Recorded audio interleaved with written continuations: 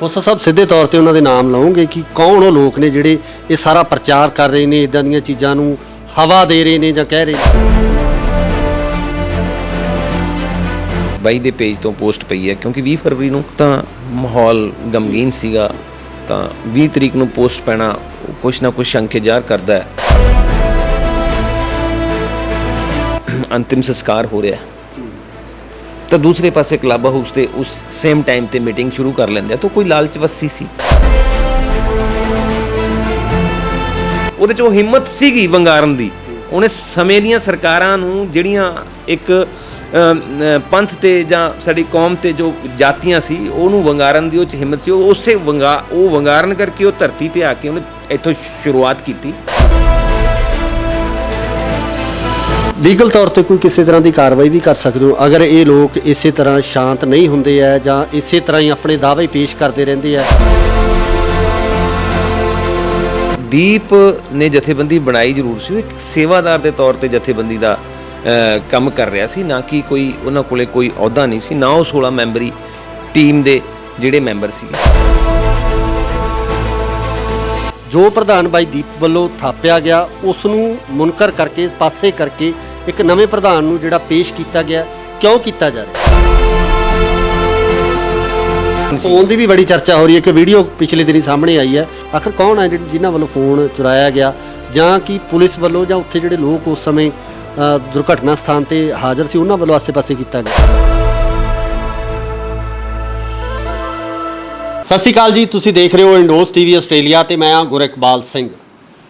ਵਾਰਿਸ ਪੰਜਾਬ ਦੇ ਜਥੇਬੰਦੀ ਜਿਹਦੇ ਬਾਰੇ ਅਸੀਂ ਸਾਰੇ ਵਾਕਿਫ ਹਾਂ, ਦੀਪ ਸਿੱਧੂ ਇਸ ਜਥੇਬੰਦੀ ਨੂੰ ਲਿਆਉਣ ਵਾਲਾ, ਇਸ ਦੀ ਹੋਂਦ ਦੇ ਵਿੱਚ ਜਿਹੜਾ ਯੋਗਦਾਨ ਉਹਨਾਂ ਦਾ ਪਾਇਆ ਉਹ ਤਾਂ ਅਸੀਂ ਸਾਰੇ ਭਲੀ ਭਾਂਤ ਜਾਣੂਗਾ। ਪਰ ਇਸ ਜਥੇਬੰਦੀ ਨੂੰ ਲੈ ਕੇ ਕਿਤੇ ਨਾ ਕਿਤੇ ਵੱਖ-ਵੱਖ ਤਰ੍ਹਾਂ ਦੇ ਸਵਾਲ ਖੜੇ ਹੋ ਰਹੇ ਆ। ਕਈ ਵਾਰੀ ਸੰਚਾਲਕ ਦੇ ਤੌਰ ਤੇ ਵੀ ਇਸ ਤਰੀਕੇ ਦੇ ਸਵਾਲ ਖੜੇ ਹੋ ਰਹੇ ਆ ਕਿ ਇਸ ਦਾ ਆਖਿਰ ਸੰਚਾਲਨ ਕੌਣ ਕਰ ਰਿਹਾ ਹੈ, ਪ੍ਰਧਾਨਗੀ ਕਿਸ ਦੇ ਹੱਥ ਹੈ। ਸੋ ਅੱਜ ਅਸੀਂ ਵਕੀਲ ਸਾਹਿਬ ਕੋਲੇ ਪਹੁੰਚੇ ਹਾਂ, HS ਖੋਸਾ ਸਾਹਿਬ। ਇਹ ਉਹ ਐਡਵੋਕੇਟ ਨੇ ਜਿਨ੍ਹਾਂ ਨੇ ਦੀਪ ਸਿੱਧੂ ਦੀ ਬੇਲ ਵੀ ਕਰਵਾਈ ਸੀ ਤੇ ਪਰਿਵਾਰਕ ਮੈਂਬਰ ਤੌਰ ਤੇ ਵੀ ਇਹ ਵਿਚਰ ਰਹੇ ਨੇ। ਖੋਸਾ ਸਾਹਿਬ, ਬਹੁਤ ਬਹੁਤ ਸਵਾਗਤ ਹੈ ਤੁਹਾਡਾ ਇੰਡੋਜ਼ ਟੀਵੀ ਆਸਟ੍ਰੇਲੀਆ ਤੇ। ਸਤਿ ਸ਼੍ਰੀ ਅਕਾਲ ਜੀ। ਖੋਸਾ ਸਾਹਿਬ, ਬੜੀਆਂ ਗੱਲਾਂ ਹੋ ਰਹੀਆਂ, ਚਰਚਾਵਾਂ ਹੋ ਰਹੀਆਂ, ਫੇਸਬੁੱਕ ਤੇ ਲਾਈਵ ਪਾਏ ਜਾ ਰਹੇ ਹੈ। ਜੇ ਆਪਾਂ ਲੀਗਲ ਐਸਪੈਕਟ ਤੋਂ ਗੱਲ ਕਰੀਏ ਤਾਂ ਇਸ ਜਥੇਬੰਦੀ ਨੂੰ ਕਾਨੂੰਨੀ ਤੌਰ ਤੇ, ਕਾਨੂੰਨੀ ਕਾਗਜ਼ਾਂ ਦੇ ਹਿਸਾਬ ਨਾਲ ਇਹਦਾ ਹੱਕਦਾਰ ਕੌਣ ਹੈ, ਇਹਦਾ ਸੰਚਾਲਕ ਕੌਣ ਹੈ? ਐਕਚੁਅਲੀ ਜਿਹੜੀ ਇਹ ਜਥੇਬੰਦੀ ਬਾਈ ਦੀਪ ਨੇ ਬਣਾਈ ਸੀ, ਸਮਾਜਿਕ ਜਥੇਬੰਦੀ ਬਣਾਈ ਸੀ ਤਾਂ ਕਿ ਆਪਣੇ ਪੰਜਾਬ 'ਚ ਜਿਹੜੀ ਅਵੇਅਰਨੈਸ ਲਿਆਂਦੀ ਜਾਵੇ ਤੇ ਹੋਰ ਜਿਹੜਾ ਕੀਤਾ ਜਾਵੇ। ਤਾਂ ਇਸ ਜਥੇਬੰਦੀ ਦਾ ਜਿਹੜਾ ਲੀਗਲ ਤੌਰ ਤੇ ਬਾਈ ਦੀਪ ਨੇ ਪ੍ਰਧਾਨ ਥਾਪਿਆ ਸੀ ਉਹ ਹਰਨੇਕ ਸਿੰਘ ਉੱਪਲ ਹੈ ਜੀ। ਐਸ ਪਰ ਡਾਕੂਮੈਂਟੇਸ਼ਨ ਉਹ ਪ੍ਰਧਾਨ ਹਰਨੇਕ ਸਿੰਘ ਉੱਪਲ ਉਹਨਾਂ ਨੂੰ ਅਪੁਆਇੰਟ ਕੀਤਾ ਸੀ ਤੇ ਉਹ ਹਲੇ ਹੈਗੇ ਆ। ਤੇ ਇੱਕ ਗੱਲ ਹੋਰ ਵੀ ਹੈ ਇਸ ਤੋਂ ਉੱਤੇ ਕਿ ਦੀਪ ਨੇ ਜਥੇਬੰਦੀ ਬਣਾਈ ਜ਼ਰੂਰ ਸੀ, ਇੱਕ ਸੇਵਾਦਾਰ ਦੇ ਤੌਰ ਤੇ ਜਥੇਬੰਦੀ ਦਾ ਕੰਮ ਕਰ ਰਿਹਾ ਸੀ, ਨਾ ਕਿ ਕੋਈ ਉਹਨਾਂ ਕੋਲੇ ਕੋਈ ਅਹੁਦਾ ਨਹੀਂ ਸੀ, ਨਾ ਉਹ 16 ਮੈਂਬਰੀ ਟੀਮ ਦੇ ਜਿਹੜੇ ਮੈਂਬਰ ਸੀਗੇ। ਤਾਂ ਇਸ ਕਰਕੇ ਵੀ ਉਹਨਾਂ ਦੀ ਥਾਂ ਤੇ ਕੋਈ ਅਪੁਆਇੰਟਮੈਂਟ ਕਰਨਾ that is illegal, it's not valid, ਠੀਕ ਹੈ ਨਾ। ਤਾਂ ਉਹ ਇਸ ਕਰਕੇ ਜੋ ਵੀ ਜੇ ਇਸ ਤਰ੍ਹਾਂ ਦੀ ਜਿਹੜੀ ਦਾਅਵੇਦਾਰੀ ਹੈ ਜਿਹੜੀ ਉਹ ਸਿਰੇ ਤੋਂ ਮਤਲਬ ਜਿਹੜੀ ਖਾਰਜ ਕਰਨਯੋਗ ਹੈ, ਤਾਂ ਉਸ ਦਾ ਕੋਈ ਆਧਾਰ ਨਹੀਂ। ਬਿਕਾਜ਼ ਜਦੋਂ ਬਾਈ ਦੀਪ ਦੀ ਸ਼ਹਾਦਤ ਹੁੰਦੀ ਹੈ ਉਸ ਤੋਂ ਬਾਅਦ ਪਰਿਵਾਰ ਤੇ ਜਿਹੜੇ ਉਹਨੂੰ ਪਿਆਰ ਕਰਨ ਵਾਲੇ ਆ ਉਹ ਸਦਮੇ ਸੀਗੇ, ਤਾਂ ਮਤਲਬ ਟਾਈਮ ਲੱਗਦਾ ਹੈ ਉਸ ਸਦਮੇ 'ਚੋਂ ਨਿਕਲਣ ਦਾ। ਤਾਂ ਉਸ ਦੌਰਾਨ ਜਿੰਨੀਆਂ ਵੀ ਕੋਈ ਮਤਲਬ ਗਮਰਾਹ ਕੂਨ ਜਾਂ ਹੋਰ ਪੋਸਟਾਂ ਪਈਆਂ ਫੇਸਬੁੱਕ 'ਤੇ ਪਈਆਂ ਜਾਂ ਕਿਸੇ ਵੀ ਥਾਂ 'ਤੇ ਸੋਸ਼ਲ ਮੀਡੀਆ ਹੋਰ ਚੈਨਲਾਂ ਤੇ ਕੋਈ ਇੰਟਰਵਿਊਜ਼ ਨੇ, ਉਹ ਸਾਰੀਆਂ ਗਮਰਾਹ ਕੂਨ ਹੈਗੀਆਂ। ਉਸ ਦਾ ਜਿਹੜਾ ਸਿਰੇ ਤੋਂ ਅਸੀਂ ਖੰਡਨ ਕਰਦੇ ਹਾਂ। ਨਹੀਂ, ਇਹ ਕੀਤਾ ਕਿਉਂ ਜਾ ਰਿਹਾ? ਆਖਰ ਕੀ ਕਾਰਨ ਹੈ? ਕਿਹੜੀ ਲਾਲਸਾ ਹੈਗੀ ਹੈ ਜਿਹਦੇ ਕਾਰਨ ਇਸ ਤਰ੍ਹਾਂ ਦੀਆਂ ਚੀਜ਼ਾਂ ਦਾ ਵਰਤਾਰਾ ਵਾਪਰ ਰਿਹਾ? ਜੋ ਪ੍ਰਧਾਨ ਬਾਈ ਦੀਪ ਵੱਲੋਂ ਥਾਪਿਆ ਗਿਆ ਉਸ ਨੂੰ ਮੁਨਕਰ ਕਰਕੇ ਪਾਸੇ ਕਰਕੇ ਇੱਕ ਨਵੇਂ ਪ੍ਰਧਾਨ ਨੂੰ ਜਿਹੜਾ ਪੇਸ਼ ਕੀਤਾ ਗਿਆ, ਕਿਉਂ ਕੀਤਾ ਜਾ ਰਿਹਾ? ਇਹ ਤਾਂ ਉਹਨਾਂ ਦੀ ਮਨਸ਼ਾ ਹੈ, ਉਹ ਦੱਸ ਸਕਦੇ ਨੇ। ਪਰ ਮੈਂ ਕਹੂੰ ਇੱਕ ਬੜੀ ਨਿੰਦਣਯੋਗ ਹੈ। ਇੱਕ ਪਾਸੇ ਤਾਂ ਬਾਈ ਦਾ ਜਿਹੜਾ ਅੰਤਿਮ ਸੰਸਕਾਰ ਹੋ ਰਿਹਾ ਤਾਂ ਦੂਸਰੇ ਪਾਸੇ ਕਲੱਬ ਹਾਊਸ ਤੇ ਉਸ ਸੇਮ ਟਾਈਮ ਤੇ ਮੀਟਿੰਗ ਸ਼ੁਰੂ ਕਰ ਲੈਂਦੇ ਆ, ਤਾਂ ਕੋਈ ਲਾਲਚ ਵਸੀ ਸੀ। ਮੈਂ ਤਾਂ ਇਹੀ ਕਹੂੰਗਾ ਵੀ ਕੋਈ ਲਾਲਚ ਵਸੀ ਸੀਗਾ ਵੀ ਇੰਨੀ ਜਲਦਬਾਜ਼ੀ ਤੇ ਇੰਨੀ ਕਾਹਲ ਕੀ ਸੀਗੀ। ਜਦੋਂ ਕਿ ਦੇਖੋ ਇੱਕ ਪਰਿਵਾਰ ਦਾ ਜੀ ਚਲਾ ਜਾਣਾ, ਉਹ ਜੀ ਚਲਾ ਜਾਣਾ ਜਿਸ ਨੂੰ ਸਾਰੇ ਪਰਿਵਾਰ ਨੂੰ ਵੀ ਇੰਨੀ ਕੁ ਮਤਲਬ ਹੌਸਲਾ ਸੀ, ਜਦੋਂ ਮੋਢੇ ਤੇ ਹੱਥ ਰੱਖ ਦਿੰਦਾ ਸੀ ਨਾ ਤਾਂ ਉਦੋਂ ਕੋਈ ਸਪਿਰਿਟ ਹੀ ਹੋਰ ਆ ਜਾਂਦੀ ਸੀ ਜੀ। ਤਾਂ ਇਸ ਕਰਕੇ ਵੀ ਜਿਹੜੀ ਮਤਲਬ ਉਸ ਜੀ ਦਾ ਘਰ ਚੋਂ ਚਲਾ ਜਾਣਾ ਤਾਂ ਉਹ ਪਰਿਵਾਰ ਤੇ ਜਿਹੜੇ ਉਹਨੂੰ ਚਾਹੁਣ ਵਾਲੇ ਦੋਸਤ ਮਿੱਤਰ ਨੇ ਉਹੀ ਦੱਸ ਸਕਦੇ ਨੇ ਵੀ ਉਹਨਾਂ ਦੇ ਦਿਲ ਤੇ ਕੀ ਬੀਤ ਰਹੀ ਆ। ਤਾਂ ਉਹਨਾਂ ਨੂੰ ਪਹਿਲਾਂ ਤਾਂ ਉਸ ਚੋਂ ਟਰਾਮੇ ਚੋਂ ਨਿਕਲਣਾ ਸੀਗਾ, ਠੀਕ ਹੈ। ਉਸ ਦੌਰਾਨ ਜੋ ਵੀ ਕੁਝ ਇਹ ਮਤਲਬ ਕੀਤਾ ਗਿਆ ਤਾਂ ਉਹ ਜਿਹੜਾ ਟੋਟਲੀ ਜਿਹੜਾ ਹੈਗਾ ਅਨਐਥੀਕਲੀ, ਮੈਂ ਤਾਂ ਕਹੂੰਗਾ ਅਨਐਥੀਕਲ ਸੀਗਾ। ਕਿਉਂਕਿ ਉਹ ਦੇਖੋ ਆਪਾਂ ਨੂੰ ਐਡੀ ਕੀ ਜਲਦਬਾਜ਼ੀ ਹੈ, ਇੱਕ ਪਾਸੇ ਹਜੇ ਭੋਗ ਵੀ ਨਹੀਂ ਪਿਆ, ਹਜੇ ਸੰਸਕਾਰ ਹੋ ਰਿਹਾ। ਮੈਨੂੰ ਪਤਾ, ਮੈਂ 9 ਵਜੇ 9:30 ਵਜੇ ਅਸੀਂ ਉੱਥੋਂ ਨਿਕਲੇ ਹਾਂ ਤਾਂ ਮੈਨੂੰ ਉਹ ਵੀ ਪਰਸੋਂ ਮੀਟਿੰਗ ਹੋਈ ਹੈ ਲੁਧਿਆਣੇ, ਬਈ ਮਨਦੀਪ ਅਸੀਂ ਸਾਰੇ ਇਕੱਠੇ ਹੋਏ ਸੀਗੇ ਜਿੰਨੇ ਵੀ ਆਪਣੇ ਜਿਹੜੇ ਚਾਹੁਣ ਵਾਲੇ ਬਾਈ ਦੇ, ਜਿਹੜੀ ਮੁੱਢਲੀ ਟੀਮ ਹੈ ਜਿਹੜੀ ਬਾਈ ਦੇ ਨਾਲ ਸ਼ੰਭੂ ਮੋਰਚੇ ਤੋਂ ਲੱਗੀ ਹੋਈ ਹੈ, ਉਹ ਟੀਮ ਸਾਰੀ ਮਤਲਬ ਬਾਈ ਦੇ ਨਾਲ ਅੱਜ ਵੀ ਨਾਲ ਹੈ ਤੇ ਉਹ ਅੱਜ ਵੀ ਉਸੇ ਤਰ੍ਹਾਂ ਹੀ ਸਤਿਕਾਰ ਤੇ ਮਾਣ ਕਰਦੇ ਤੇ ਸਾਨੂੰ ਵੀ ਉਹਨਾਂ ਤੇ ਮਾਣ ਹੈ ਕਿ ਉਹ ਸਾਡੇ ਨਾਲ ਉਸ ਸਮੇਂ ਵੀ ਖੜੇ ਜਦੋਂ ਸਾਡੇ ਤੇ ਮੁਸ਼ਕਲ ਸੀਗੀ 26 ਜਨਵਰੀ ਵੇਲੇ, ਤੋਂ ਅੱਜ ਵੀ ਸਾਡੇ ਨਾਲ ਖੜੇ। ਖੋਸਾ ਸਾਹਿਬ, ਸਿੱਧੇ ਤੌਰ ਤੇ ਉਹਨਾਂ ਦੇ ਨਾਮ ਲਓਗੇ ਕਿ ਕੌਣ ਉਹ ਲੋਕ ਨੇ ਜਿਹੜੇ ਇਹ ਸਾਰਾ ਪ੍ਰਚਾਰ ਕਰ ਰਹੇ ਨੇ, ਇਦਾਂ ਦੀਆਂ ਚੀਜ਼ਾਂ ਨੂੰ ਹਵਾ ਦੇ ਰਹੇ ਨੇ ਜਾਂ ਕਹਿ ਰਹੇ ਨੇ? ਨਹੀਂ, ਉਹ ਤਾਂ ਦੇਖੋ ਫੇਸਬੁੱਕ ਤੇ ਜਗ ਜਾਹਿਰ ਹੈ, ਲੋਕਾਂ ਨੂੰ ਪਤਾ ਹੈ, ਸੰਗਤ ਨੂੰ ਪਤਾ ਹੈ ਇਸ ਚੀਜ਼ ਦਾ।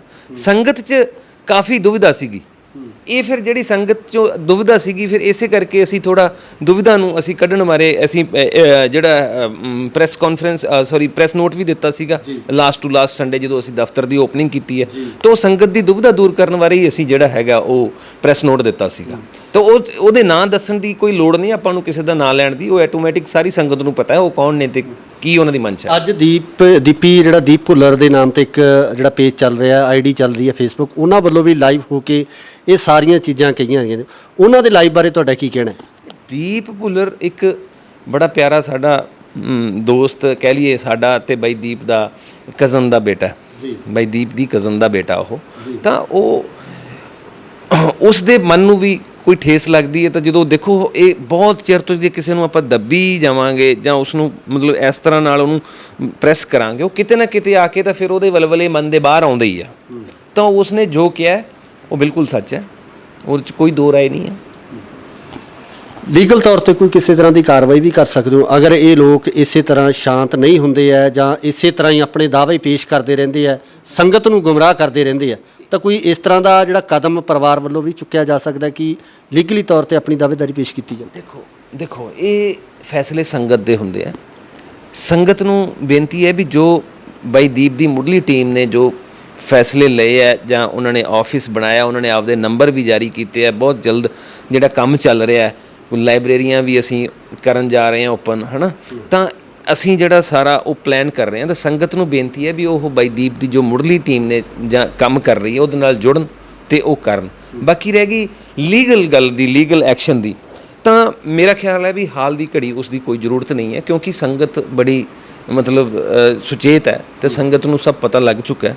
ਅਤੇ ਕਿਉਂਕਿ ਉਹਦੇ 'ਚ ਕੀ ਹੈ ਕਿ ਦੇਖੋ ਜਿਹੜਾ ਪੰਥ ਦਾ ਕਾਰਜ ਹੈ ਉਹ ਸਭ ਦਾ ਸਾਂਝਾ ਕਾਰਜ ਹੈ, ਉਹ ਕਿਸੇ ਇੱਕ ਬੰਦੇ ਦਾ ਕਾਰਜ ਨਹੀਂ ਹੈ। ਉਹ ਜਿਹੜੀਆਂ ਵੀ ਧਿਰਾਂ ਪੰਥ ਦੇ ਵਾਸਤੇ, ਪੰਥ ਦੇ ਮਤਲਬ ਚੜ੍ਹਦੀ ਕਲਾ ਵਾਸਤੇ ਯਤਨਸ਼ੀਲ ਹੈ, ਅਸੀਂ ਉਹਨਾਂ ਨੂੰ ਨਾਲ ਲੈਣ ਨੂੰ ਤਿਆਰ ਹਾਂ। ਕਿਉਂਕਿ ਬਾਈ ਦੀਪ ਇਹੀ ਚਾਹੁੰਦਾ ਸੀ, ਤਾਂ ਬਾਈ ਦੀਪ ਦਾ ਇੱਕ ਸੁਪਨਾ ਸੀ ਵੀ ਸਾਰੇ ਜਿੰਨੇ ਵੀ ਪੰਥ ਦਰਦੀ ਨੇ ਔਰ ਪੰਜਾਬ ਅਤੇ ਪੰਜਾਬੀਅਤ ਦੀ ਗੱਲ ਕਰਨ ਵਾਲੇ ਨੇ, ਉਹ ਉਹਨਾਂ ਨੂੰ ਸਾਰਿਆਂ ਨੂੰ ਇੱਕ ਨਿਸ਼ਾਨ ਸਾਹਿਬ ਦੇ ਥੱਲੇ ਇਕੱਠਾ ਹੋਣਾ ਚਾਹੀਦਾ, ਅਤੇ ਫਿਰ ਜਾ ਕੇ ਅਸੀਂ ਪੰਥ ਦੇ ਭਲੇ ਦੀ ਗੱਲ ਕਰ ਸਕਦੇ ਹਾਂ। ਤਾਂ ਨਹੀਂ ਤਾਂ ਦੀਪ ਬਾਈ ਵੀ ਬੰਬੇ ਬੈਠਾ ਸੀ, ਉਹ ਵੀ ਉੱਥੋਂ ਬੈਠਾ ਅਵੇਅਰਨੈਸ ਤਾਂ ਫੇਸਬੁੱਕ 'ਤੇ ਛੱਡ ਹੀ ਰਿਹਾ ਸੀਗਾ, ਪਰ ਉਹ ਜਿਹੜੀ ਉਹਨੂੰ ਉਹਦੇ ਅੰਦਰੋਂ ਦਰਦ ਉੱਠਿਆ, ਤਾਂ ਉਹਨੇ ਅੰਦਰੋਂ ਦਰਦ ਉੱਠ ਕੇ ਜਿਹੜਾ ਉਹਦੇ 'ਚ ਉਹ ਹਿੰਮਤ ਸੀਗੀ ਵੰਗਾਰਨ ਦੀ, ਉਹਨੇ ਸਮੇਂ ਦੀਆਂ ਸਰਕਾਰਾਂ ਨੂੰ ਜਿਹੜੀਆਂ ਇੱਕ ਪੰਥ 'ਤੇ ਜਾਂ ਸਾਡੀ ਕੌਮ 'ਤੇ ਜੋ ਜਾਤੀਆਂ ਸੀ ਉਹਨੂੰ ਵੰਗਾਰਨ ਦੀ ਉਹ 'ਚ ਹਿੰਮਤ ਸੀ। ਉਹ ਵੰਗਾਰਨ ਕਰਕੇ ਉਹ ਧਰਤੀ 'ਤੇ ਆ ਕੇ ਉਹਨੇ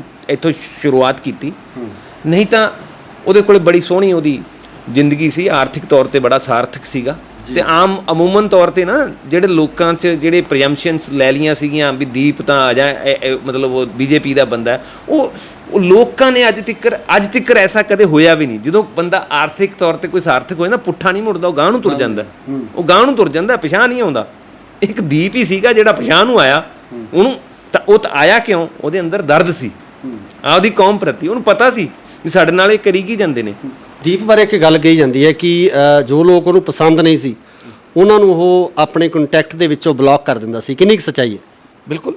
ਉਹਨੂੰ ਇੱਕ ਤਾਂ ਦੇਖੋ, ਜੋ ਮਤਲਬ ਇਹ ਕਹਿ ਸਕਦੇ ਆ ਵੀ ਉਹ ਜਿਵੇਂ ਕੋਈ ਕਿਸੇ ਦੀ ਰਿਕਾਰਡਿੰਗਸ ਕਰਨਾ ਜਾਂ ਹੋਰ ਜੇ ਕੋਈ ਕਰਦਾ ਸੀ ਤਾਂ ਉਹਨੂੰ ਉਹ ਬਿਲਕੁਲ ਵੀ ਪਸੰਦ ਨਹੀਂ ਸੀ। ਐਟਲੀਸਟ ਉਹ ਮੈਨੂੰ ਪਤਾ ਹੈ ਵੀ ਇੱਕ ਦੋ ਬੰਦੇ ਤਾਂ ਇਹੋ ਜਿਹੇ ਨੇ ਵੀ ਮੇਰੇ ਗੱਲ ਵੀ ਕੀਤੀ ਹੈ ਵੀ ਉਹਨਾਂ ਨੇ ਰਿਕਾਰਡਿੰਗ ਕੀਤੀ, ਉਹਨੂੰ ਪਤਾ ਲੱਗ ਚੁੱਕਾ ਸੀ ਤੇ ਉਹਨੂੰ ਬਲੌਕ ਵੀ ਮਾਰਤਾ ਸੀ ਤੇ ਉਹਨਾਂ ਨੂੰ ਬਲੌਕ ਵੀ ਮਾਰ ਦਿੱਤਾ ਸੀ ਉਹਨੇ। ਤੇ ਉਹ ਅੱਜ ਵੀ ਬਾਈ ਦਾ ਜਿਹੜਾ WhatsApp ਵਾਲਾ ਫੋਨ ਆ ਉਹ ਸਾਡੇ ਕੋਲ ਹੀ ਹੈ। ਦੂਸਰਾ ਫੋਨ ਤਾਂ ਸ਼ਾਇਦ ਮਤਲਬ ਨਹੀਂ ਮਿਲਿਆ ਹਜੇ ਸਾਨੂੰ, ਅਸੀਂ ਯਤਨਸ਼ੀਲ। ਫੋਨ ਦੀ ਵੀ ਬੜੀ ਚਰਚਾ ਹੋ ਰਹੀ ਹੈ ਕਿ ਵੀਡੀਓ ਪਿਛਲੇ ਦਿਨੀ ਸਾਹਮਣੇ ਆਈ ਹੈ ਕਿ ਫੋਨ ਨੂੰ ਲੈ ਕੇ ਕਿ ਫੋਨ ਹਾਲੇ ਤੱਕ ਮਿਲਿਆ ਨਹੀਂ। ਆਖਰ ਕੌਣ ਹੈ ਜਿਨ੍ਹਾਂ ਵੱਲੋਂ ਫੋਨ ਚੁਰਾਇਆ ਗਿਆ, ਜਾਂ ਕਿ ਪੁਲਿਸ ਵੱਲੋਂ ਜਾਂ ਉੱਥੇ ਜਿਹੜੇ ਲੋਕ ਉਸ ਸਮੇਂ ਦੁਰਘਟਨਾ ਸਥਾਨ ਤੇ ਹਾਜ਼ਰ ਸੀ ਉਹਨਾਂ ਵੱਲੋਂ ਆਸੇ-ਪਾਸੇ ਕੀਤਾ ਗਿਆ? ਦੇਖੋ, ਜਿਹੜਾ ਫੋਨ ਪੁਲਿਸ ਕੋਲੇ ਤਾਂ ਹੈ ਨਹੀਂਗਾ, ਕਿਉਂਕਿ ਜਿਹੜੀ 20 ਫਰਵਰੀ ਨੂੰ ਬਾਈ ਦੇ ਪੇਜ ਤੋਂ ਪੋਸਟ ਪਈ ਹੈ, ਠੀਕ ਹੈ, ਬਾਈ ਦੇ ਪੇਜ ਤੋਂ ਪੋਸਟ ਪਈ ਹੈ, ਕਿਉਂਕਿ 20 ਫਰਵਰੀ ਨੂੰ ਤਾਂ ਘਰੇ ਤਾਂ ਮਾਹੌਲ ਗਮਗੀਨ ਸੀਗਾ, ਤਾਂ 20 ਤਰੀਕ ਨੂੰ ਪੋਸਟ ਪੈਣਾ ਕੁਛ ਨਾ ਕੁਛ ਸ਼ੰਕੇ ਜ਼ਾਹਰ ਕਰਦਾ ਹੈ ਵੀ ਉਹ ਫੋਨ ਕਿਸੇ ਮਤਲਬ ਸ਼ਰਾਰਤੀ ਅਨਸਰ ਕੋਲੇ ਸੀਗਾ ਜੀ, ਤਾਂ ਜਿਹਨੇ ਉਹਦਾ ਪੇਜ ਨੂੰ ਯੂਜ਼ ਕੀਤਾ, ਠੀਕ ਹੈ, ਤਾਂ ਉਹ ਸ਼ੱਕ ਤਾਂ ਪੈਦਾ ਕਰਦਾ। ਤੇ ਅਸੀਂ ਉਸ ਚੀਜ਼ 'ਤੇ ਲੱਗੇ ਹੋਏ ਹਾਂ, ਪਰ ਮੈਂ ਤੁਹਾਡੇ ਮਾਧਿਅਮ 'ਤੇ ਹਜੇ ਤੱਕ ਉਹ ਗੱਲ ਸ਼ੇਅਰ ਨਹੀਂ ਕਰ ਸਕਦਾ। That is related to the case, ਹੈ ਨਾ, ਤਾਂ ਉਹ ਜਿਹੜਾ ਹੈਗਾ ਸਾਡੇ ਕੇਸ ਨੂੰ ਹੈਂਪਰ ਕਰੂਗੀ। ਉਹ ਤਾਂ ਇਸ ਕਰਕੇ ਮੈਂ ਤੁਹਾਡੇ ਹਜੇ ਨਹੀਂ ਉਹ ਇੱਥੇ ਡਿਸਕਲੋਜ਼ ਕਰ ਸਕਦੇ। ਵਕਤ ਆਉਣ 'ਤੇ ਉਹ ਵੀ ਤੁਹਾਡੇ ਨਾਲ ਸਾਂਝੀ ਕਰਾਂਗੇ। ਇੱਕ ਵਾਰੀ ਅਸੀਂ ਜਿਹੜਾ ਉਹ ਆਪਦਾ ਜਿਹੜਾ ਟੈਕਨੀਕਲੀ ਐਵੀਡੈਂਸ ਆ ਉਹ ਕਲੈਕਟ ਕਰ ਲਈਏ। ਉਸ ਚੀਜ਼ 'ਤੇ ਲੱਗੇ ਹੋਏ ਹਾਂ, ਐਪਲੀਕੇਸ਼ਨਸ ਫਾਈਲ ਕੀਤੀਆਂ ਪ੍ਰੀਜ਼ਰਵੇਸ਼ਨ ਵਾਸਤੇ, ਹੋਰ ਹੈ। ਬਾਕੀ ਫੋਨ ਤਾਂ ਅੱਜ ਕੱਲ੍ਹ ਇਹੋ ਜਿਹੀ ਡਿਵਾਈਸ ਹੈ, ਸਭ ਪਤਾ ਲੱਗ ਜੂਗਾ ਕਿੱਥੇ ਕਿੱਥੇ ਯੂਜ਼ ਹੋਇਆ ਅਤੇ ਇਹਦੇ 'ਚ ਕੋਈ ਅਸੀਂ, ਪਰ ਕਿਉਂਕਿ ਇਸ ਤੋਂ ਪਹਿਲਾਂ ਸਾਡੇ ਤੋਂ ਜਿੰਨੀ ਕੁ ਅਸੀਂ ਪੈਰਵਾਈ ਕਰ ਸਕੇ, ਤਾਂ ਕਿਉਂਕਿ ਉਹ ਥੋੜ੍ਹਾ ਬਹੁਤ ਅੱਜ ਵੀ ਕਦੇ ਜਦੋਂ ਐਂ ਲੱਗਦਾ ਵੀ ਹੁਣ ਵੀ ਆਵਾਜ਼ ਮਾਰੂਗਾ ਅਤੇ ਉੱਠੂਗਾ ਵੀ ਬਾਈ ਮੇਰਾ ਆਹ ਕਰ ਦੇ, ਅਤੇ ਲੱਗਦਾ ਸਾਨੂੰ ਥੋੜ੍ਹਾ। ਆਉਣ ਵਾਲੇ ਸਮੇਂ 'ਚ ਕਿਸ ਤਰ੍ਹਾਂ ਦੀਆਂ ਜਿਹੜੀਆਂ ਕਾਰਵਾਈਆਂ ਜਾਂ ਕਿਸ ਤਰ੍ਹਾਂ ਦੇ ਕੰਮ ਹੈ ਜਿਹੜੇ ਵਾਰਿਸ ਪੰਜਾਬ ਦੇ ਜਥੇਬੰਦੀ ਕਰੂਗੀ, ਜਾਂ ਕਿਸ ਤਰ੍ਹਾਂ ਦੀਆਂ ਜਿਹੜੀਆਂ ਸਮਾਜ ਸੁਧਾਰਕ, ਜਿਸ ਤਰ੍ਹਾਂ ਦੀਪ ਵੱਲੋਂ ਜਿਹੜੀ ਮਨਸ਼ਾ ਨੂੰ ਲੈ ਕੇ ਜਥੇਬੰਦੀ ਬਣਾਈ ਗਈ ਸੀ, ਉਹਨਾਂ ਮਨਸ਼ਾਵਾਂ 'ਤੇ ਕਿਸ ਤਰੀਕੇ ਦੀ ਜਿਹੜੀਆਂ ਅੱਗੇ ਵਧਿਆ ਜਾਊਗਾ? ਦੇਖੋ, ਪਹਿਲੀ ਤਾਂ ਅਸੀਂ ਪ੍ਰੋਗਰਾਮ ਮਤਲਬ ਸਾਰੀ ਸੰਗਤ ਦੇ ਵਿੱਚ ਬੈਠ ਕੇ ਅਸੀਂ ਦਿੱਤਾ ਹੈ। ਅਤੇ ਪਹਿਲਾਂ ਤਾਂ ਅਸੀਂ ਬੰਦੀ ਸਿੰਘਾਂ ਦੀ ਰਿਹਾਈ ਵਾਸਤੇ ਮੋਰਚਾ ਸਾਰੀਆਂ ਪੰਥਕ ਧਿਰਾਂ ਨੂੰ ਨਾਲ ਲੈ ਕੇ ਮਤਲਬ ਉਹਦੇ ਯੋਜਨਾਬੰਦੀ ਦਾ ਹੀ ਮੋਰਚਾ ਵਿੱਢਾਂਗੇ। ਅਤੇ ਬਾਕੀ ਜੋ ਵੀ ਜਿਹੜੇ ਪੰਥ ਦੀ ਭਲਾਈ ਵਾਸਤੇ ਕੋਈ ਸਮਾਜਿਕ ਹੈ, ਕੋਈ ਬਾਈ ਦੀਪ ਦੀ ਸੋਚ ਵਾਸਤੇ ਸੈਮੀਨਾਰ ਲਗਾਉਣੇ, ਜਾਂ ਕੋਈ ਲਾਇਬ੍ਰੇਰੀਜ਼ ਓਪਨ ਕਰਨੀਆਂ, ਤਾਂ ਉਹ ਅਸੀਂ ਕੰਮ ਅਸੀਂ ਕਰ ਰਹੇ ਹਾਂ। ਉਹ ਬਹੁਤ ਜਲਦੀ ਅਸੀਂ 1-2 ਪਿੰਡ ਅਸੀਂ 5 ਪਿੰਡ ਅਸੀਂ ਚੂਜ਼ ਵੀ ਕੀਤੇ ਉਹਦੇ 'ਚ ਜਿਵੇਂ ਇੱਕ ਬਾਈ ਦੇ ਜਿੱਥੇ ਬਾਈ ਖੇਡਿਆ ਵੱਡਾ ਹੋਇਆ, ਜਿਹੜੇ ਗਰਾਊਂਡ 'ਚ ਬਹਿਮਣ ਦੀਵਾਨੇ ਪਹਿਲਾ ਪਿੰਡ ਹੈ, ਫਿਰ ਉਸ ਤੋਂ ਬਾਅਦ ਭਲਾਈਆਣਾ ਪਿੰਡ ਹੈ ਮੁਕਤਸਰ ਡਿਸਟ੍ਰਿਕਟ 'ਚ, ਉਸ ਤੋਂ ਬਾਅਦ ਇੱਕ ਬਾਬਾ ਜੀ ਮੋਰਾਂ ਵਾਲਿਆਂ ਦੇ ਪਿੰਡ ਲਾਇਬ੍ਰੇਰੀ ਜਿਹੜੀ ਹੈਗੀ ਆ ਉਹ ਕਰਨੀ ਆ। ਅਤੇ ਅਸੀਂ ਇਹ ਲਾਇਬ੍ਰੇਰੀਆਂ ਜਿਹੜੀਆਂ ਹੈਗੀਆਂ, ਪਹਿਲਾਂ 5 ਲਾਇਬ੍ਰੇਰੀਜ਼ ਅਸੀਂ ਕਰਾਂਗੇ ਤਾਂ ਕਿ ਬਾਈ ਦੀ ਸੋਚ ਨੂੰ ਘਰ ਘਰ ਤੱਕਰ ਜਾਂ ਹਰ ਇੱਕ ਬੱਚੇ ਤੱਕਰ ਲਿਜਾਇਆ ਜਾ ਸਕੇ, ਔਰ ਜੋ ਮਤਲਬ ਆਪਣੀ ਹੋਂਦ ਦੀ ਜਿਹੜੀ ਲੜਾਈ, ਜਿਵੇਂ ਬਾਈ ਕਹਿੰਦੇ ਹੁੰਦੇ ਸੀ, ਵੀ ਉਸ ਪ੍ਰਤੀ ਜਾਗਰੂਕ ਕੀਤਾ ਜਾ ਸਕੇ ਵੀ ਕਿਵੇਂ ਅਸੀਂ ਆਪਣੀ ਹੋਂਦ ਨੂੰ ਬਚਾਉਣਾ। ਕਿਉਂਕਿ ਜਿਹੜਾ ਆਪਣਾ ਕਲਚਰ ਹੈ, ਜੋ ਖਾਲਸਾਈ ਰੋਹ ਰੀਤਾਂ ਨੇ, ਉਹ ਕਿਤੇ ਨਾ ਕਿਤੇ ਜਾ ਕੇ ਦੇਖੋ, ਬਾਈ ਨੇ 40 ਸਾਲਾਂ ਬਾਅਦ ਬਾਈ ਨੇ ਇਸ ਗੱਲ ਨੂੰ ਕੌਮ ਨੂੰ, ਪੰਥ ਨੂੰ ਸਮਝਾਈਆਂ। 40 ਸਾਲਾਂ ਬਾਅਦ ਜਿਹੜਾ ਇੱਕ ਗਿਆਨੀ ਸੰਤ ਜਰਨੈਲ ਸਿੰਘ ਭਿੰਡਰਾਂ ਵਾਲਿਆਂ ਨੇ ਇੱਕ ਵਹਿਣ ਜਿਹੜਾ ਮਤਲਬ ਇੱਕ ਨਵੀਂ ਮਤਲਬ ਸੋਚ ਪੰਥ ਦੇ ਦਿਮਾਗ 'ਚ ਪਾਈ, ਉਸ ਚੀਜ਼ ਨੂੰ ਬਾਈ ਦੀਪ ਨੇ ਜਿਹੜਾ 40 ਸਾਲ ਬਾਅਦ ਉਸ ਗੱਲ ਨੂੰ ਦੁਬਾਰਾ ਕਰਕੇ ਅਤੇ ਇੱਕ ਦੁਬਾਰਾ ਪੰਥ ਨੂੰ ਮਤਲਬ ਇਕਜੁੱਟ ਕਰਨ 'ਚ ਬਾਈ ਕਿਸੇ ਹੱਦ ਤੱਕ ਬਾਈ ਬਹੁਤ ਕਾਮਯਾਬ ਹੋਏ। ਅਤੇ ਇਸੇ ਕਰਕੇ ਬਾਈ ਦੀਪ ਨੂੰ ਸੰਗਤ ਅਤੇ ਪੰਥ ਇੰਨਾ ਪਿਆਰ। ਜੋ ਲੋਕ ਪਰਿਵਾਰ ਬਾਰੇ ਕੁਝ ਬੋਲ ਰਹੇ ਨੇ ਜਾਂ ਕਹਿ ਰਹੇ ਨੇ, ਉਹਨਾਂ ਨੂੰ ਕੀ ਕਹਿਣਾ ਚਾਹੋਗੇ? ਮੇਰੀ ਤਾਂ ਉਹਨਾਂ ਨੂੰ ਬੇਨਤੀ ਹੈ, ਦੇਖੋ, ਪਰਿਵਾਰ ਜਾਂ ਜਿਹੜੇ ਦੀਪ ਨੂੰ ਪਿਆਰ ਕਰਨ ਵਾਲੇ ਜਿੰਨੇ ਹੈਗੇ, ਸਭ ਉਹਨਾਂ ਦਾ ਮਤਲਬ ਸਾਰਿਆਂ ਦਾ ਆਪਾਂ ਨੂੰ ਸਹਿਯੋਗ ਨਾਲ ਚੱਲਣਾ ਚਾਹੀਦਾ। ਦੇਖੋ, ਪਰਿਵਾਰ ਨੇ ਆਪਦਾ ਇੱਕ ਅਨਮੋਲ ਹੀਰਾ ਗਵਾਇਆ, ਠੀਕ ਹੈ, ਉਹਨਾਂ ਦਾ ਪੁੱਤ ਗਵਾਚਿਆ, ਠੀਕ ਹੈ ਨਾ, ਤਾਂ ਸਾਨੂੰ ਉਹਨਾਂ ਨੂੰ ਇਹੀ ਹੈ ਵੀ ਤੁਸੀਂ ਪਰਿਵਾਰ 'ਤੇ ਦੂਸ਼ਣਬਾਜ਼ੀ ਕਰਕੇ ਦੀਪ ਨਾਲ ਧੋਖਾ ਕਰ ਰਹੇ ਹੋ। ਤੁਸੀਂ ਇਹ ਦੀਪ ਨਾਲ ਧੋਖਾ ਕਰ ਰਹੇ ਹੋ। ਕੋਈ ਦੀਪ ਇੱਕ ਹੋਰ ਵੀ ਹੈ, ਮੈਂ ਤੁਹਾਨੂੰ ਇੱਕ ਗੱਲ ਕੁਛ ਮੇਰੇ ਕੋਲ ਯਾਦ ਆ ਗਈ ਗੱਲ, ਜਦੋਂ 26 ਤੋਂ ਬਾਅਦ ਮੈਂ ਬਾਈ ਦੀਪ ਨਾਲ ਸੀਗਾ, ਤਾਂ ਇੱਕ ਕਿਸੇ ਨੇ ਸਾਡੇ ਫੈਮਿਲੀ ਬਾਰੇ ਕੁਛ ਬੋਲਿਆ ਸੀ, ਤਾਂ ਬਾਈ ਦੀਪ ਨੂੰ ਇੰਨਾ ਗੁੱਸਾ ਆਇਆ ਸੀ। ਬਾਈ ਦੀਪ ਕਹਿੰਦਾ ਸੀ ਵੀ ਹੁਣੇ ਚੱਲ ਤੇ ਆਪਾਂ ਐਂ ਕਰਦੇ ਵੀ ਜੇ ਉਹ ਹੁੰਦਾ ਤਾਂ ਉਹਦੇ ਹੁੰਦਿਆਂ ਕੋਈ ਬੋਲਦਾ ਤਾਂ ਉਹਦੇ ਬੀਅਰੇਬਲ ਨਹੀਂ ਸੀਗਾ, ਉਹਨੇ ਸਹਿਣ ਨਹੀਂ ਕਰਨਾ ਸੀ ਇਹ ਗੱਲ। ਤਾਂ ਇਸ ਕਰਕੇ ਜਿਹੜੀ ਇਹ ਇਸ ਤਰ੍ਹਾਂ ਦੀਆਂ ਜਿਹੜੀਆਂ ਮਤਲਬ ਗੱਲਾਂ ਨੇ ਉਹਨਾਂ ਤੋਂ ਗਰੇਜ਼ ਕਰਨਾ ਚਾਹੀਦਾ। ਤੁਹਾਨੂੰ ਉਹ ਪਰਿਵਾਰ ਦੀ ਐਟਲੀਸਟ ਉਹਨਾਂ ਨੇ ਮਤਲਬ ਐਡੀ ਵੱਡੀ ਕੁਰਬਾਨੀ ਹੈ ਤਾਂ ਤੁਸੀਂ ਉਹਨਾਂ ਦਾ ਮਤਲਬ ਕੁਛ ਟਾਈਮ ਤਾਂ ਦਿਓ ਕੁਛ ਐਂ ਤਾਂ ਅੱਜ ਕਰ ਰਹੇ ਅਸੀਂ ਵੀ। ਪਰਿਵਾਰ ਕੀ ਕਰ ਰਿਹਾ ਹੁਣ, ਕੀ ਕਰ ਰਿਹਾ ਪਰਿਵਾਰ? ਹਰੇਕ ਥਾਂ 'ਤੇ ਨਾਲ ਹੈ, ਹਰੇਕ ਥਾਂ 'ਤੇ ਨਾਲ ਹੈ, ਹਰੇਕ ਕਾਰਜ 'ਚ ਨਾਲ ਹੈ। ਕੋਈ ਪ੍ਰਧਾਨਗੀਆਂ ਦਾ ਤਾਂ ਨਹੀਂ ਕੋਈ ਭੁੱਖਾ ਵੀ ਸਾਨੂੰ ਪ੍ਰਧਾਨਗੀ ਚਾਹੀਦੀ। ਇਸ ਤਾਂ ਕਹਿੰਦੇ ਤੁਸੀਂ ਲੱਗੋ ਮੂਹਰੇ ਕੰਮ ਕਰੋ ਜੋ ਆਪਣੇ ਖਾਲਸਾ ਪੰਥ ਦੀ ਰਹੁ ਰੀਤ ਹੈ, ਤਾਂ ਜੋ ਪਹਿਲਾਂ ਚੱਲੀਆਂ ਆ ਰਹੀਆਂ ਤਾਂ ਉਹਨਾਂ ਦੀ ਤਹਿਤ ਰਹਿ ਕੇ ਕੰਮ ਕਰੋ, ਨਾ ਕਿ ਆਪਾਂ ਕਿਸੇ ਬੰਦੇ ਦੀ ਇੱਕ ਬੰਦੇ ਦੀ ਚੌਧਰ। ਅਤੇ ਬਾਈ ਦੀਪ ਦੀ ਹਮੇਸ਼ਾ ਸੋਚ ਹੁੰਦੀ ਸੀ ਵੀ ਜੇ ਕੋਈ ਇਕੱਲਾ ਬੰਦਾ ਜਾਂ ਪ੍ਰਧਾਨ ਜਾਂ ਮੁੱਖ ਸੇਵਾਦਾਰ ਬਣਦਾ ਤਾਂ ਉਹ ਆਪਦੇ ਮੁਤਾਬਕ ਫੈਸਲੇ ਕਰੂਗਾ, ਉਹ ਤਾਂ ਫੈਸਲੇ ਗਲਤ ਲਊਗਾ। ਜਦੋਂ ਮਤਲਬ ਸਾਰੇ ਇਸ ਤਰ੍ਹਾਂ ਦਾ ਜਦੋਂ ਰਲ ਕੇ ਬੈਠ ਕੇ ਸਿਰ ਜੋੜ ਕੇ ਫੈਸਲੇ ਕਰਾਂਗੇ ਤਾਂ ਉਹ ਫੈਸਲੇ ਹਮੇਸ਼ਾ ਪੰਥ ਦੀ ਚੜ੍ਹਦੀ ਕਲਾ ਵਾਸਤੇ ਹੁੰਦੇ ਆ। ਫਿਰ ਨੰਬਰ 2 ਗੱਲ ਹਮੇਸ਼ਾ ਹੀ ਬਾਈ ਵੀ ਕਹਿੰਦੇ ਹੁੰਦੇ ਸੀ ਵੀ ਜਿਹੜਾ ਰਾਜਨੀਤੀ ਹੈ ਉਸ 'ਤੇ ਧਰਮ ਦਾ ਕੁੰਡਾ ਹੋਣਾ ਚਾਹੀਦਾ। ਠੀਕ ਹੈ, ਬਾਈ ਨੇ ਹਮੇਸ਼ਾ। ਅਤੇ ਆਪਣੇ ਅੱਜ ਤਾਂ ਅਕਾਲ ਤਖ਼ਤ ਸਾਹਿਬ ਦਾ ਜਿਹੜਾ ਜਿਵੇਂ 84 ਵੇਲੇ ਅਟੈਕ ਹੋਇਆ ਉਸ ਤੋਂ ਬਾਅਦ, ਅਤੇ ਪਹਿਲਾਂ ਅਕਾਲ ਤਖ਼ਤ ਦੀ ਜਿਹੜੀ ਪੁਰਾਤਨ ਬਿਲਡਿੰਗ ਸੀਗੀ, ਜਿਹੜੀ ਆਪਣਾ ਪੁਰਾਤਨ ਜਿਹੜਾ ਅਕਾਲ ਤਖ਼ਤ ਸਾਹਿਬ ਸੀਗਾ ਉਸ 'ਤੇ ਸੀਗਾ ਹੀ। ਹਰਿਮੰਦਰ ਸਾਹਿਬ ਤੋਂ ਤਾਂ ਅਕਾਲ ਤਖ਼ਤ ਸਾਹਿਬ ਦਿਖਦੇ ਸੀ, ਪਰ ਉੱਧਰੋਂ ਹਰਿਮੰਦਰ ਸਾਹਿਬ। ਇਸ ਕਰਕੇ ਜਿਹੜਾ ਧਰਮ ਦਾ ਕੁੰਡਾ ਹੈ ਹਮੇਸ਼ਾ ਹੀ ਉਹ ਸਿਆਸਤ 'ਤੇ ਹੋਣਾ ਚਾਹੀਦਾ। ਬਾਕੀ ਜਿਹੜੀ ਧਰਮ ਹੈ ਉਹ ਸਿਰ ਦੀ ਪੱਗ ਹੈ। ਖੋਸਾ ਸਾਹਿਬ, ਪਟਿਆਲੇ ਜਿਹੜਾ ਘਟਨਾਕ੍ਰਮ ਹੋਇਆ, ਇਸ ਘਟਨਾਕ੍ਰਮ ਦੇ ਵਿੱਚ ਬਹੁਤ ਸਾਰੇ ਜਿਹੜੇ ਸਿੱਖ ਨੌਜਵਾਨ ਨੇ ਉਹਨਾਂ ਨੂੰ ਅਰੈਸਟ ਕਰ ਲਿਆ ਗਿਆ, ਜੇਲ੍ਹ ਭੇਜ ਦਿੱਤਾ ਗਿਆ। ਉਹਨਾਂ ਸੰਬੰਧੀ ਜਿਹੜੇ ਜਥੇਬੰਦੀ ਦਾ ਕਿਸ ਤਰ੍ਹਾਂ ਦਾ ਰਵੱਈਆ ਰਹੂਗਾ, ਕਿਸ ਤਰ੍ਹਾਂ ਦੀ ਜਿਹੜੀ ਕਾਰਵਾਈ ਆਉਣ ਵਾਲੇ ਸਮੇਂ 'ਚ ਕੀਤੀ ਜਾਊਗੀ? ਅਸੀਂ ਦੇਖੋ ਐਜ਼ ਏ ਲੀਗਲ ਟੀਮ, ਮੈਂ ਅਤੇ ਬਾਈ ਮਨਦੀਪ 1-2 ਦਿਨਾਂ 'ਚ ਅਸੀਂ ਪਰਵਾਨਾ ਜੀ ਕੋਲੇ ਜਾ ਕੇ ਆਵਾਂਗੇ। ਅਤੇ ਅਸੀਂ ਜਥੇਬੰਦਕ ਤੌਰ 'ਤੇ ਫੈਸਲਾ ਵੀ ਲਿਆ। ਐਤਵਾਰ ਨੂੰ ਮੀਟਿੰਗ ਹੋਈ ਸੀਗੀ, ਉਸ 'ਚ ਅਸੀਂ ਫੈਸਲਾ ਲਿਆ ਜਿਹਦੇ 'ਚ ਸਾਡੀ ਡਿਊਟੀ ਲੱਗੀ, ਮੇਰੀ ਅਤੇ ਮਨਦੀਪ ਦੀ, ਵੀ ਜਾ ਕੇ ਉਹ ਉਹਨਾਂ ਦੇ ਕੇਸਾਂ ਦੇ ਬਾਰੇ ਦੇਖਾਂਗੇ। ਕਿਉਂਕਿ ਹਜੇ ਤੱਕ ਉਹਨਾਂ ਦਾ ਪੁਲਿਸ ਰਿਮਾਂਡ ਚੱਲ ਰਿਹਾ ਸੀਗਾ, ਤਾਂ ਪੁਲਿਸ ਰਿਮਾਂਡ 'ਚ ਨਾ ਤਾਂ ਉਹਨਾਂ ਦੀ ਬੇਲ ਲੱਗ ਸਕਦੀ ਸੀ। ਜਿਹੜੀ ਐਂਟੀਸਪੇਟਰੀ ਬੇਲ ਹੈ ਉਹ ਇੱਕ ਦਲ ਖਾਲਸਾ ਜਥੇਬੰਦੀ ਹੈਗੇ, ਉਹਨਾਂ ਨੇ ਇੱਕ ਵਕੀਲ ਅਪੁਆਇੰਟ ਕੀਤੇ ਨੇ ਉੱਥੇ ਟਿਵਾਣਾ ਸਾਹਿਬ, ਅਤੇ ਉਹਨਾਂ ਦੀ ਐਂਟੀਸਪੇਟਰੀਆਂ ਬੇਲਾਂ ਲਾਈਆਂ ਹੋਈਆਂ ਜਿਹੜੇ ਬੰਦੇ ਬਾਹਰ ਨੇ, ਜਿਵੇਂ ਭਾਣਾ ਹੈ, ਗੁਰਸੇਵਕ ਅਤੇ ਹੋਰ ਉਹ ਜਿਹੜੇ ਜਿੰਨੇ ਵੀ ਹੋਰ ਆਪਣੇ ਬੰਦੇ ਸਿੱਖ ਨੌਜਵਾਨ ਨੇ, ਉਹਨਾਂ ਦੀਆਂ ਐਂਟੀਸਪੇਟਰੀਆਂ ਬੇਲਾਂ ਲਾਈਆਂ, ਉਹ 13/5 'ਤੇ ਪੈਂਡਿੰਗ ਹੈ। ਤਾਂ ਉਹ ਅਸੀਂ ਕਰ ਰਹੇ ਹਾਂ। ਬਾਕੀ ਇਹ ਜਿਹੜਾ ਮਤਲਬ ਸਰਕਾਰਾਂ ਦੀਆਂ ਚਾਲਾਂ ਨੇ ਜਿਹੜੀਆਂ ਕਿ ਇੱਕ ਜਿਵੇਂ ਹਮੇਸ਼ਾ ਤੋਂ ਕਰਦੇ ਆਏ ਨੇ। ਹੁਣ ਅੱਜ ਦਾ ਹੀ ਜੇ ਆਪਾਂ ਇੱਕ ਇਨਸੀਡੈਂਟ ਲਾ ਲਈਏ ਤਾਂ ਕਿਸ ਤਰ੍ਹਾਂ ਦਾ ਇਨਸੀਡੈਂਟ ਹੈ ਵੀ ਇੱਕ ਮਤਲਬ ਕਿਸ ਤਰ੍ਹਾਂ ਪੰਜਾਬ 'ਚ ਇਹ ਸਰਕਾਰਾਂ ਹੀ ਕਰ ਰਹੀਆਂ ਨੇ ਵੀ ਕਿਸ ਤਰ੍ਹਾਂ ਪੰਜਾਬ 'ਚ ਇਹਨਾਂ ਨੂੰ ਬਦਨਾਮ ਕਰਕੇ ਅਤੇ ਇਹਨਾਂ 'ਤੇ ਕੋਈ ਐਮਰਜੈਂਸੀਆਂ ਲਗਾਈਆਂ ਜਾਣ ਅਤੇ ਹੋਰ ਕੀਤਾ ਜਾਵੇ। ਇਹ ਜਿਹੜੇ ਮਤਲਬ ਇਹਨਾਂ ਚੀਜ਼ਾਂ ਤੋਂ ਜਿਹੜਾ ਹੈਗਾ ਸਾਨੂੰ ਵੀ ਸੁਚੇਤ ਰਹਿਣਾ ਚਾਹੀਦਾ। ਅਤੇ ਇਹ ਜਿਹੜੇ ਮਤਲਬ ਇਹੋ ਜਿਹੀਆਂ ਘਿਨਾਉਣੀਆਂ ਹਰਕਤਾਂ ਜਿਵੇਂ ਕਰ ਰਹੇ ਨੇ, ਇਹਨਾਂ ਨੂੰ ਵੀ ਮਤਲਬ ਸਰਕਾਰ ਨੂੰ ਨੱਥ ਪਾਉਣੀ ਚਾਹੀਦੀ ਹੈ। ਜਿਹੜੇ ਬੰਦਿਆਂ ਨੇ ਅੱਗ ਲਾਉਣ ਦੀ ਕੋਸ਼ਿਸ਼ ਕੀਤੀ ਹੈ, ਹੁਣ ਅੱਗੇ ਜੋ ਵੀ ਆਪਣਾ ਜੂਨ ਦਾ ਜਿਹੜਾ ਘੱਲੂਘਾਰੇ ਦਾ ਦਿਵਸ ਆ ਰਿਹਾ ਹੈ, ਫਿਰ ਉਸ ਦੌਰਾਨ ਵੀ ਇਹਨਾਂ ਨੇ ਕੋਈ ਨਾ ਕੋਈ ਐਸਾ ਕਰਨਾ, ਕਿਉਂਕਿ ਉਹ ਪੰਥ ਵਾਸਤੇ ਕੋਈ ਇਹੋ ਜਿਹੀਆਂ ਮਤਲਬ ਭਾਵਨਾਵਾਂ ਨੇ ਕਿ ਮਤਲਬ ਉਹ ਉਹਨਾਂ ਦੇ ਮਤਲਬ ਹਿਰਦੇ ਨਾਲ ਜੁੜੀਆਂ ਹੋਈਆਂ ਨੇ।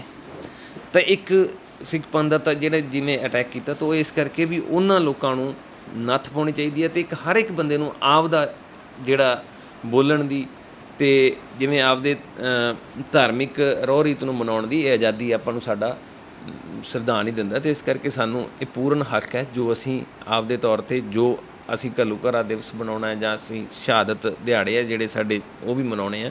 ਤਾਂ ਜਿਹੜੇ ਲੋਕ ਘਿਨਾਉਣੀਆਂ ਹਰਕਤਾਂ ਕਰਦੇ ਆ ਤਾਂ ਸਰਕਾਰ ਨੂੰ ਉਹਨਾਂ ਨੂੰ ਨੱਥ ਪਾਉਣੀ ਚਾਹੀਦੀ। ਸੋ ਇਹ ਸਨ ਹਰਿੰਦਰ ਸਿੰਘ ਜੀ ਖੋਸਾ, ਜਿਹੜੇ ਕਿ ਪਰਿਵਾਰਕ ਮੈਂਬਰ ਵੀ, ਅਤੇ ਨਾਲ ਹੀ ਨਾਲ ਜੋ ਦੀਪ ਸਿੱਧੂ ਦਾ ਜਿਹੜਾ ਕੇਸ ਹੈ ਇਹਨਾਂ ਵੱਲੋਂ ਲੜਿਆ ਗਿਆ ਸੀ, ਉਹਨਾਂ ਦੀ ਜ਼ਮਾਨਤ ਦੇ ਵਿੱਚ ਇਹਨਾਂ ਦਾ ਜਿਹੜਾ ਵਡਮੁੱਲਾ ਯੋਗਦਾਨ ਸੀ। ਇਹਨਾਂ ਵੱਲੋਂ ਸਾਫ਼ ਤੌਰ 'ਤੇ ਇਹੀ ਕਿਹਾ ਗਿਆ ਕਿ ਜੋ ਦੀਪ ਸਿੱਧੂ ਵੱਲੋਂ ਜਿਸ ਨੂੰ ਪ੍ਰਧਾਨ ਥਾਪਿਆ ਗਿਆ ਸੀ, ਲੀਗਲ ਤੌਰ 'ਤੇ ਅੱਜ ਵੀ ਉਹੀ ਜਥੇਬੰਦੀ ਨੂੰ ਚਲਾਉਣ ਵਾਲੇ ਨੇ, ਆਗੂ ਨੇ।